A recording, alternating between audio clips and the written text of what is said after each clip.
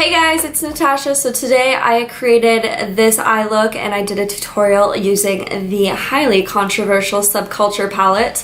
I do give some of my thoughts and feelings on this palette at the end of the video, but throughout the tutorial I'm really trying to just kind of give some tips and tricks for people that might be struggling with it. I really have no issues, but I did take some time and kind of play around with this palette before I decided to film a tutorial just so I could work with it and kind of pick up some tips and tricks that I could then pass on to you guys.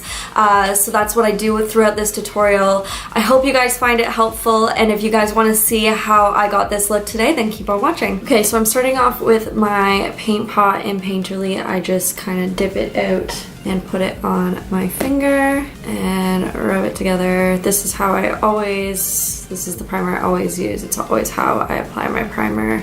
I like to use my finger because I feel like it warms up the product and it's just easier to blend out onto the lid. After playing around with this palette a couple times, I found it actually worked better if I didn't set my primer with a powder, so I'm not going to do that. I'm just going to move right into working with the shadows here. So I think I'm going to get rid of the brush because it's just going to fall out anyways. I'm going to grab Dawn right here and I'm going to put this all in the crease. There definitely is a little bit of kickback with this, but I don't think it's anything major whatsoever.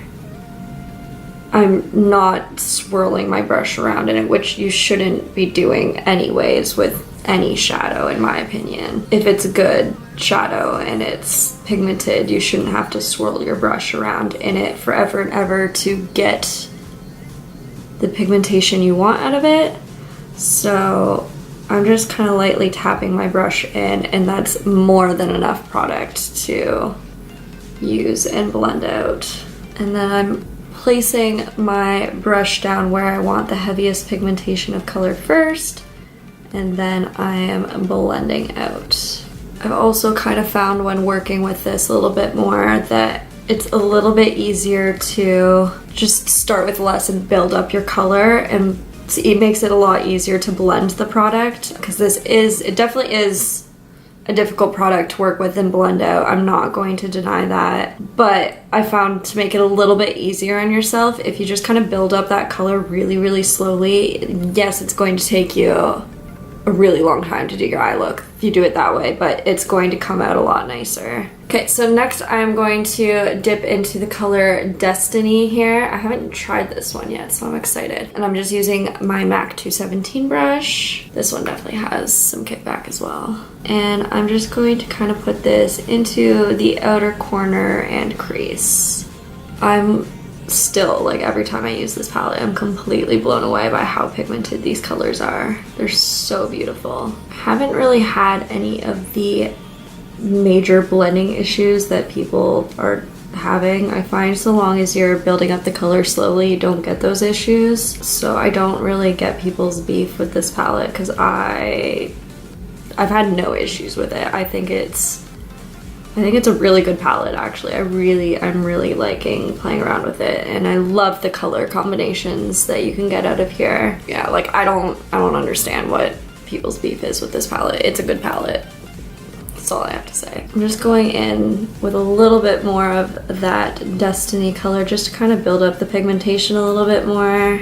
And then I'm gonna go back in with the first blending brush just to kind of blend out these edges a little bit. Next, I'm just grabbing a Sigma E55, just a shader brush here, and I'm gonna go in with the color Fudge, and I'm going to pack this all over the lid. I'm not getting really any kickback with Fudge here when I'm dipping my brush into it. Holy pigment. That was like 2 taps of my brush into the pan, and it's super pigmented. That's insane.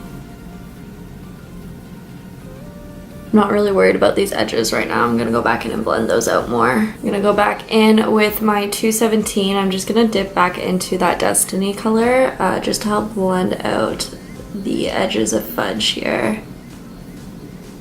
Okay, so I might be having a little bit of the issues that people are having just with this Fudge color. It's just like a little bit darker right there. I don't know how well you can see this on camera, because like I can barely even see it in person, but like it's just a little darker right there, and like it's really not a big deal. It's really not that bad, so I'm really not too worried with that. Definitely with these shadows though, you feel like you're blending forever and ever to get your blend where you want it to be, which is probably really, it's just like I feel like that's really the only issue with this palette, is you do have to blend a lot, but once you get it to where you want it, it's beautiful, and like the pigmentation makes up for everything. So okay, I'm gonna quickly pop on my foundation and concealer and everything so I can finish up underneath my eyes, and then I'll be right back. Okay, so I'm back. So I'm going to, I don't exactly know what I want to do. I think I want to go in with All Star, just underneath my lash line, this nice purple plummy, whatever you want to call it, tone. What brush do I want? And I'm just gonna go in with a tiny little short shader brush. I'm just running this all along my lower lash line. And then with a pencil brush, I'm gonna go in with Roxy here to blend that out a bit. Okay, I'm definitely gonna need to go in with a fluffier blush. I'm definitely gonna have to go in with a fluffier brush and blend that out, because I think this brush is way too stiff for it. Okay, I'm gonna go in with, I got this really weird brush from Sephora. I don't know how well you're gonna be able to see it here. So it's basically like, the ferrule is almost, I don't know how long, it's almost triangular, the ferrule. And it's almost like a really pointy, it's really soft and it's really fluffy. You can see how much it kind of bends there. It's gonna be, like, I haven't tried it yet for this, but I know it's gonna be really awesome for doing like cut creases and stuff like that, for blending, but then also keeping it really sharp in the crease. I'm gonna use this to blend out underneath my eyes. I'm keeping this like really, really flat against the skin, just to blend out that color. This is like the weirdest brush, but the more I use it, the more I like it. I thought I was gonna hate it when I first bought it. It didn't look like this online, but when I first bought it, I thought this was gonna be like the most horrific brush ever. I was like, what the frig is this gonna be useful for? How the heck am I gonna use this? But now that I've been playing around with it, I actually really, really like it. Next color I'm going to grab is Electric, and I'm gonna grab it on a different pencil brush, and I'm going to pop this on the inner corner. A lot of people have been saying that they don't find this color is that pigmented, but I highly disagree. I think it's showing up just fine. I don't understand what these people are. I really don't get it, because like it looks fine. Does it not? Am I crazy? I don't know. Okay, I'm going to pop on some mascara and lashes, and then I will show you guys the finished look. Okay, so this is the final look that I created with the Subculture palette. I hope you guys enjoyed this look and enjoyed this tutorial. I hope that I helped you guys pick up some kind of tips and tricks that I picked up from using the palette, and hopefully that'll help you guys if you're still like kind of undecided on whether you want to keep the palette, or if you're gonna return it because you find it too difficult to work with. Yeah, I hope I gave you some tips and tricks is basically what I'm trying to say.